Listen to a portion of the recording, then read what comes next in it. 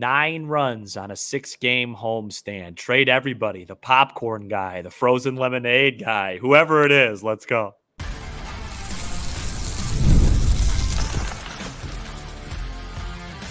You are Locked On Cubs, your daily Chicago Cubs podcast. Part of the Locked On Podcast Network, your team every day. You are Locked On Cubs, part of the Locked On Podcast Network, your team every day. Alongside Sam Olber, I'm Matt Cozy. Sam and I are lifelong fans, taking our passion into discussion with you on all things Cubs. Thank you for being part of the show and making us your first listen today. And the best way you can help us grow the show is to listen every day, like the video, and comment anything below. Today's episode is presented by our great partners at Booking.com. Booking.yeah, the right stay can make you a fan of any city, even your rivals. Check out Booking.com for your stay today. Cubs lose the series to the Brewers following a 3-2 defeat on Wednesday. Cubs and Brewers went back and forth in this one, albeit slowly and in I must say, a quite boring fashion. Most of the game before the Brewers scored the go-ahead run off Hector Neris in the top of the 9th inning. Justin Steele did go 5 1/3 innings in this one. Seiya Suzuki doubled and homered. Otherwise, the Cubs posted 4 singles and a walk. And in the 6 games so far in the second half, the Cubs have scored 9 total runs for an average of 1.5 runs per game. This is the lowest point of the season for the Cubs offense as the worst 6-game stretch of the entire year. I'll get into more detail on that soon. But Sam, the Cubs finished the homestand 2-4 and do so in ice-cold fashion. Matt, I'd like to take you on a big picture ride with me for a bit. Yeah. And please cut me off, because if I talk too long, it's your job to tell me to stop. But I want to start by saying this. I hope after the 2024 season, when Jed's doing his postseason roundup, somebody in the media asks a question somewhere along the lines like this. Jed, with all due respect, after the 2022 season, you cited that the Cubs needed to blow more teams out because they left clutchness up to luck, and those games are too close and lucky. 2023, you blew tons of teams out. You actually hit pretty well throughout the course of the year, and yet still came up short in close games and struggled in leverage down the stretch. Then you hired Craig Counsell. I think all of us assumed that was a direct attribute of struggling in those leverage and close games. And now here we are after the 2024 season with a similar problem. How do you plan in 2025 to directly solve the clutch and leverage issue with this team? And is it an organizational problem? And the reason why I asked that, Matt, is I want to pull up a tweet from, let me make sure I get his credentials right. Cubs Prospects - Brian Smith at Cub Prospects. And I'm just going to read you that, and this is just offense. We saw last year the relief pitching in September crumble. This is just offensive batting average with runners in scoring position, the league rank since Theo and Jed took over in 2012. Would you like to hear it? Their ranking? Oh, boy. Yeah. Starting in 2012, 30th, 29th, 28th. World Series champs, 21st, 20th. 20th, 15th, 25th, 23rd, 28th. Last year, all the way up to 5th, albeit I think they blew so many teams out, they piled on a little bit. But still, this year, back down to 29th. This team does not know how to hit when it matters. They don't know how to pitch when it matters. And I want to make one really important point, Matt. I think people have misunderstood me a little bit. When I grumble and whine about WRC plus, OPS plus, and the analytics, not from a team perspective. Those stats, if you're 4th in the league as a team in WRC plus, you're going to have a dang good offense. Sure. It's from an individual perspective. It's like, let's say Christopher Morel in August hits 11 home runs and bats .330. His WRC plus going to jump from, let's say, 87 to 113. He's going to be 13% above league average. But when the ship was going down in the season, he didn't do anything to lift it up. He was a big reason it went down. That's my gripe with that. There's not good enough metrics to measure the overall consistency and what you do when your team needs it the most. It was not a coincidence that the Cubs went and swept the Orioles when everyone kind of moved on. They don't know how to perform in leverage on both sides of the ball. And it is an organizational thing. Look, they don't know how to hit home runs. They have other problems too. It's not like they're getting tons of guys on and things like that. But to me, the clutchness. Miles Mastrobuoni comes up today, second and third, one out, has an awful at-bat, strikes out. His next two at-bats with nobody on, solid line out to left, solid base hit to left. But that big moment, he couldn't deliver. He didn't even come close to delivering.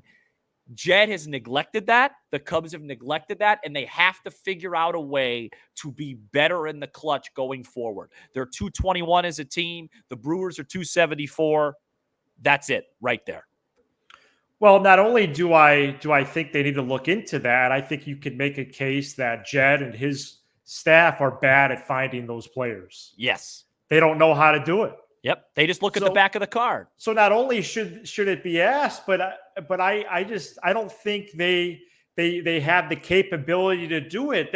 That's not just the 4 years of Jed or just this year and last year, which we're really archiving in grand scales here. Yeah. It goes back a long time. It has Jed's fingerprints all over it. They can't do it. You know who can? The Brewers. The Brewers weren't good this week. They won the series. Yep. Why? Big hits in big spots, big pitches in big spots. It gets just when you thought it couldn't get worse, it actually did. Yep. They scored 9 runs in 6 games on a homestand, which you were supposed to go 4-2 in July at Wrigley Field. In July at Wrigley. This surpasses a stretch where they scored 12 in 6, May 17 to May 23. And then their third lowest was when they scored 14 in 6 from June 11 to June 16. We were actually at one of those games. They also went 2-4 in both of those 6-game stretches. This is literally the lowest point of the year on the offensive side of the ball. Swanson has produced a little bit, but really it's just Amaya in these 6 games who's hit well. Let me give you the lines for all the other players on the roster just to be thorough. Horner, 7 for 26. Suzuki, 4 for 21. Bush, 4 for 21. Happ, 3 for 21. Morel, 2 for 16. Talkman, 2 for 20. Mastro, 3 for 12. PCA, 0 for 17. And Nito, Bodie, and Wisdom, a combined 0 for 10. It's just truly special. It is so broken. And this started before this crop of players, right? This started at the end of 2018. Yeah, and September of 18. And it just hasn't happened. I mean, we lost 4 consecutive home playoff games in 18 and 2020 where they scored, I want to say, 1 run, and no runs in those 4 games. And I just don't think the Cubs are looking. And you got to remember, Jed is just a version of Theo, obviously a much worse version, but obviously my point is they have similar philosophies. Right. And I just feel like this philosophy of getting these OPS, obviously batting average matters because the Cubs don't have one guy that's batting 270 and they stink. Like they don't hit. Yeah. Like you need to get hits. And then I'm so tired of like, hey, it's old school baseball. You just got to wait to hit the home run ball. They had 2 home runs on the home stand. Well, they can't hit homers. They had 2 homers. It's so broken. And I just want Jed to come out and admit that it's broken and admit that they've neglected some organizational things and they could fix it. They just got to get rid of some players and target players with other skill sets. And by the way, it's not just the offense. They're pitching. Yes, their bullpen has been much better lately, but in the close games that they've lost, they've continued to make. Porter Hodge makes a terrible pitch to Arenado on that Saturday night. Yesterday, Merriweather, terrible pitch to Terang. Neris today, 0-2, terrible pitch to Perkins. They make just horrible mistakes at the worst times in the games on both sides of the ball. And it's not a serious team. And I really can't believe they're this bad. Well, not coincidentally, then your 2018 was the last time they made the playoffs in a 162 game season. Yeah. That's direct evidence then. And it's the same thing. Like in 2018, remember, it got bad, the ship sunk. Remember the end of 19 there with Kimbrel? When it gets bad, it gets really bad. This team, it's just the same thing. There's some good moments, and then boom, they just crater. And I don't know if it's a new voice running the organization. I don't know if it's a new style of player, but I think it's fair to say after this season and going back to how September of 23 ended, this organization, when they need to perform, doesn't know how to do it. They don't know how to perform. And I know we've talked about Craig Counsell at length on this show, his first year on the north side, and I actually think we do it really well, especially when it comes to day-to-day conversation. Like Tuesday's game, we talked about the 3 pinch hit moves that he made. Yeah. But this week, Sam has illustrated to me more and more that it's not him. Yeah. It's just not the manager in the dugout. It's not. Right. I think what you sent me a Swanson slash line compared to the White Sox. Yeah, John Greenberg. What does Craig Counsell have to do with Swanson's poor hitting this year? Yeah, I think that's an organizational philosophy. 100%. I think there's a case to be made that he hasn't done anything to lift it. Like, you can make the case, just showing a little frustration, showing some sort of, like for example, in the 8th inning, before the 8th inning today, I tweeted out, I was tracking, I said, hey, PCA is available off the bench to run. So if the third baseman's going to give Bush that bunt single, which he's done maybe once or twice this year, why not go ahead and do that? You pinch run for PC with PCA, it turns into a double. His mindset, in my opinion, kind of facilitates the, hey, station to station, we got to hit home run balls. You'd like your manager a little bit to be able to elevate it, but yes. Okay. Ultimately, it doesn't really matter who's in charge here. This team has been a failure, but I do think it's fair, like guys like Sylvie that are so frustrated at his demeanor. Like even after the game today, hey, just totally. It's like, come on, man. But yes, to your point, ultimately, it's not an opinion, it's a fact, because we saw this guy win in Milwaukee. Exactly. So he came here and now he's not, and the Brewers are still winning and we're not. So it's an organizational thing. It's a fact. It really is. It's not an opinion anymore. Yeah. It's not a take. Yeah. It's a bad take, man. It's a bad take. It's a bad take? It's a bad take when Morel looks so. Morel is not good. Don't worry, he's gonna have a huge office, and every media member is gonna praise. No. Hey, he's at a 109 WRC plus. So great. The third base should be their priority in December, don't you think? I think their priority should be finding out somebody that rises to the moment when it matters most. Ideally, at third. Find somebody that says bases loaded, 2 outs, down 1. Put me in, Craig. I'm gonna get a base hit to right center. We're gonna end this thing instead of the guys that come up and you can see him shaking of nerves and pressing. With all this being said, find a guy that wants to be great. I've done some reflecting, and maybe it's just a strategic choice that he made that I'm upset with, but I am frustrated by Jed Hoyer's comments on Monday. And I want to go back to those and just ask, because we waved the white flag actually on July 2nd. I noticed a lot of people did that today, Sam. 670 The Score, as we record, is having the Cubs funeral show. We did that actually on July 2nd. I'm not trying to boast. No, I meant to. But actually, they were more games under 500 and more games out of the third wild card spot then than they are now. Yeah. With that being said, I want to review Jed Hoyer and his comments and quitting on his own team the other day right after this. Today's episode is brought to you by Supply House, our great partners. over there. The reliable way to order plumbing, HVAC, and electrical products online. Their easy-to-use website is packed with helpful resources and the latest product info to help you get the job done right. Shop a complete inventory of over 200,000 parts from over 400 top brands and get your order delivered right to your door with fast shipping from coast to coast.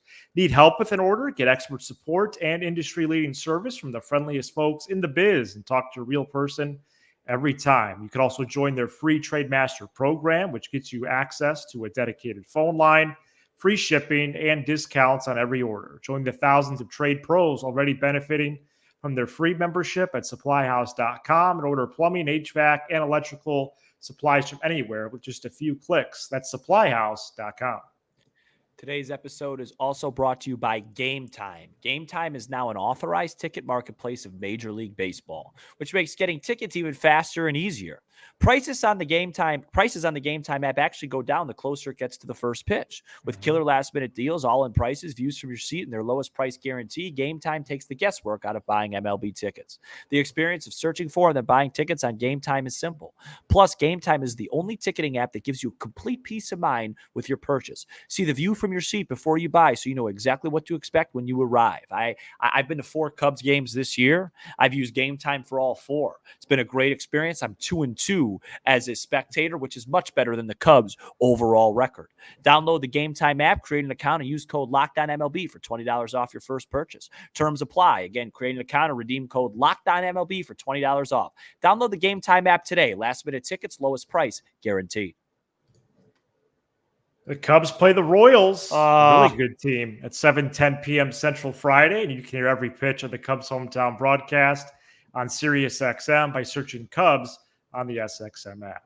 Would you rather have 25 games of Bobby Witt or 162 of Dansby Swanson? Give us a call, 312. Well, and I'm going to wait to look it up till tomorrow when I do my show prep, Sam, but the last time I checked, Bobby Witt, I think he's made in the second half like literally 4 outs. So that's great. Jed Hoyer said on Monday the Cubs have 2025 and beyond in mind. That's an exact quote. 2025 and beyond in mind, with any moves they will make between now and the trade deadline, which is at 5 p.m. Central on Tuesday next week. I want to package this as neatly as I can. Looking back on it, I don't understand why he publicly put the nail in his own team's coffin. Secondarily, why are you not trying this year given the starting pitching? So 1, why do you quit publicly? 2, why are you not trying given that you're only 3.5 out? Now, as we see at the end of tonight, they might be back to 5.5 out, but he chose to make this before the Brewers series. And there's all humans down there. Were they affected by their president quitting on them? And the other thing is now for a month and a half, Sam, as you noted on Tuesday's show, Tuesday for Wednesday, the starting pitching's been excellent. Even as currently constructed, they are competitive solely based on starting pitching. Obviously, where you get into trouble is the offense, and averaging 3.5 runs per game for now literally 3 months is not good. But then I have this stat. Well, what if you just increase it by a half run? They're 40-15 when they score an extra half run. They're 40-15 when scoring 4+. I understand why he's not going to buy rentals in the next 5-6 days, but I have some frustration upon reflection why he decided to publicly come out and say, you know what, this season is done. I just, for some reason, I can't shake that right now. I just can't. And who's to say you only have to trade for rentals? Right. So there's a lot to unpack there. The public part of it, I'll answer that. That's easy. Number one, I don't think it impacted the players at all because if he gave him a vote of confidence, that probably would have put pressure on him. If anything, it took pressure off of him. Okay. My guess is why he did that was leverage. Let everybody know the Cubs are open for business. So the calls start coming in. Didn't have to do it. Wasn't a requirement though. He could just do his own phone. In terms of why he's giving up now, yes. To your point, you posed now. Before I answer, let me make sure I have you right. Your point is, hey, instead of selling, you have one major clear problem right now. It's offense. No one's saying go get a rental, but can you go get a controllable bat, take those 3.5 runs a game, turn them into 4, and then maybe you're a really good team the rest of the year, correct? Correct. Could Isak Paredes, who's under control through 2027, be responsible for a half run more? Yeah. You're about a month and a half late. That should have been something that was done a long time ago. The Cubs were really aggressive going to get Tyson Miller. They tinkered with their bullpen, and it helped their bullpen a lot. They have wasted time running the same offense out there and hoping that it changes. And now getting a player giving up any sort of organizational asset to think that it's going to come around, in my opinion, is too late. And I'll tell you this, Jed made those comments. If they came out and swept the Brewers and scored runs, he would be aggressive. He did say, barring a winning streak. This offense has continued to show him that they are not worth any sort of 2024 investment. And so my guess is that all those investments will be 2025 inquiries and beyond. Ian Happ came out and said, we're going to do our best to make it hard on Jed. Since then, the Cubs have scored two runs since he had that quote. It doesn't matter what they do. They have let everybody down so aggressively, offensively, that I just don't think it's defensible to do anything to add, because even if they did sneak into the dance, which, like you said, now is, in my opinion, I think their playoff odds are now less than 4%. But when Jed made it, when Jed made it, they were at like 8 or 9. Right. Yes, the pitching's fine, and the pitching's really good, but the offense cannot do anything. Even if they got an Isak Paredes, it would not make the difference that you're thinking that it would make. The only type guys that would make a difference would be even a Vlad Guerrero and beyond, a star type of guy. It is such a broken offensive team. And I just think a lot of guys, and I got to tell you, I'm ready for Nico Horner if that's the case. A lot of guys need to. I got a team that's in the mix for him next segment. I got a lot of these guys need to be moved on from. The philosophy needs to change. The type of players. Let me put it to you like this, Matt. Okay. If this wasn't the Chicago Cubs and it wasn't Jed Hoyer coming off already another mini rebuild, let's say this was the Guardians or the Royals or somebody like that, this would be a full-on sell-off, a full-on rebuild. But hasn't Jed operated like the Guardians in his tenure?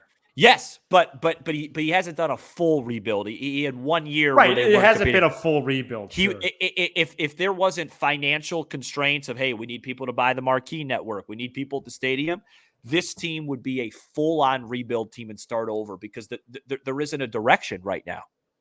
Right. Well, a full rebuild from this juncture would be catastrophic. Right. No, they won't do it. But I'm just saying, my point I'm trying to make is like, that would be the easiest solution, is to just start over, but they can't. So they have to figure out which nice players they want to keep, what sort of player they're going to go after, and finding ways to get stars on both sides of the baseball. Well, I got a new team in the mix for Nico Horner. We heard the Mariners on him a couple weeks ago. I got trading of his pinstripes potentially here, and then a couple other rumors as well. And we do the first edition of Rumor Roundup. We'll do this, I think, until the deadline next week, coming up next. This episode is brought to you by Booking.com. Booking.yeah. With summer travel heating up, especially travel for baseball games, it's time to explore those U.S. cities you always secretly want to learn more about. Yes, we're talking about your rival cities. With hotels, bed and breakfast, vacation rentals, resorts, and so much more on Booking.com, you might just find your perfect stay, even in your baseball rival city. Now listen, the Cubs are a bad ball club, But this Kansas City team's a fun bunch to watch. Travel, use booking.com and go watch a superstar. Go watch a shortstop. Go watch an MVP candidate hit the ball all over the diamond against this mediocre Cubs team. From hotels that look over stadiums to family-friendly resorts, Booking.com has so many choices across the U.S. for your summer travel this MLB season. The right stay can make you a fan of any U.S. city, even your rivals. Book today on Booking.com on the site or in the Booking.com app. Prize Picks is America's #1 fantasy sports app. It's the easiest and most exciting way to get in on the action while you watch your favorite sports and players. Pick more or less and 2 more player stats, and then watch the winnings roll in. Baseball season is well underway. Don't miss your chance to add your favorite players from the diamond in your Prize Picks entries, whether it's strikeouts, RBIs, or first inning runs. Take your pick of more or less and add them to your Prize Picks entry. Prize Picks is really simple to play, with your entries taking less than 60 seconds to submit, turning $10 into $1,000 with just a few taps of your screen. Download the Prize Picks app today and use code LOCKEDONMLB for a first deposit match up to $100. That's a first deposit match up to $100 by using code LOCKEDONMLB. Pick more, pick less. It's that easy with Prize Picks, America's #1 fantasy sports app. I have 4 notes here in front of me on the latest rumors surrounding the Cubs right now.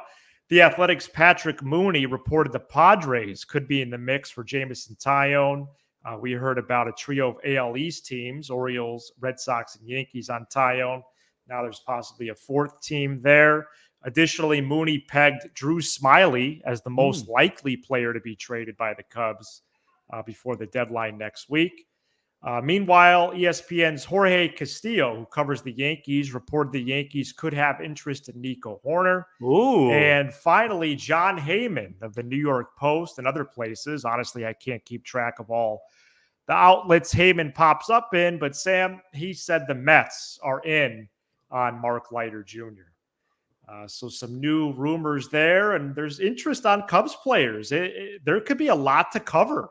Absolutely, and there should be, because the Cubs have a bunch of individual nice players that could really help a contending team if they go to a team that has the proper support. They're not meant to stand alone. Nico Hoerner would be a tremendous ad for a trade deadline team. You know, a team like the Yankees. Can you imagine Nico Hoerner getting on base or hitting behind guys like Judge and Soto? I mean, he would turn into Wade Boggs on that team. Those are superstars. Where's my soundboard? You know what I mean? I would love to see that. Good for Nico. Go get yourself a ring, Nico. Matt, I want to ask you 2 trivia questions. One's not a trivia question. Is trade related? No. Oh. I'm sorry, I'm done with the trades. One's a yes or no question. One's a trivia question. I'll start with the trivia question. The Cubs lost 2 out of 3 this afternoon against the Brewers. They finished 5-8 against the team from up north. Can you name me the date and the last time and the opponent the Cubs won a division series this season? I believe it was mid-May against the Pirates. Yeah, May 12th. Yeah. It's July 24th. They've gone 2.5 months. They've gone over 2 months. Wait, May to June. They've gone 2.5 months. Yeah. Without winning a divisional series. And it's not like they haven't played a ton of them. They've played the Cardinals 3 times. They played the Pirates another time. They've played the Reds twice. They played the Brewers twice. They haven't won a division playoff series or a regular season series in 2.5 months. And my second question is this: it's yes or no. I tweeted this out today. It's gone mini viral. I'm curious your opinion. Is it fair to say, considering expectations, how this team plays, that this is truly one of the most unlikable Chicago sports team of our lifetime? Yeah, I think so. I think so too, isn't it? Yeah. It's kind of like the 2014 Bears. Oh, wow. Marshall, Jeffrey, Cutler, Trestman. Yeah, that was like the Mark Trestman collapse situation. Because the year before they started like 5-0, right? Yeah, they started out 3-0 and 13. That was the year before is when they lost on the Chris Conte slip, Rogers at Soldier Field. And the expectations were high offensively. They got off to a 2-1 start, lost at home to Buffalo, beat San Fran, beat the Jets on Monday Night Football, and then it just all went down after that. No, it's a good comp. Yeah, it's really good. This And the you Cubs begin a 6-game road trip starting Friday. Well, you can make the case Trestman and Counsell have some personality similarities. Could you? Well, it's a bad take. You know what though? Listen, we're gonna have a great time the rest of the year. Well, we have been this week. I feel like we're gonna have a fun time. We're putting on a show. That's all I'll say. I can't wait to talk about this Cubs Royals series. Listen, Kansas City barbecue. Are you a rib I've been guy? to Kauffman Stadium. It's nice. Burnt ends. Are you one of those guys? I remember going to a barbecue place. It was good. Burnt ends. I'm more of a brisket guy myself. I like brisket. Yeah. So yeah. Thank you so much for checking out this edition of Locked On Cubs. Your must 20 to 30. What's Morel's expected batting average? We'll give you all things Cubs with the laugh or two on. Be sure to subscribe. I don't care anymore. On YouTube, smash the like button for the algorithm. What's the binder say? And leave a 5-star review on Apple, Spotify. Binder says we're 6 under. That's what it says. Get your podcast. When I think of binders, I think of like back to school shopping, not baseball. Right. That's where the Cubs are at. He's Sam Olber. I'm Matt Cozy. This is Locked On Cubs. Plenty of time, Dansby. Plenty of time.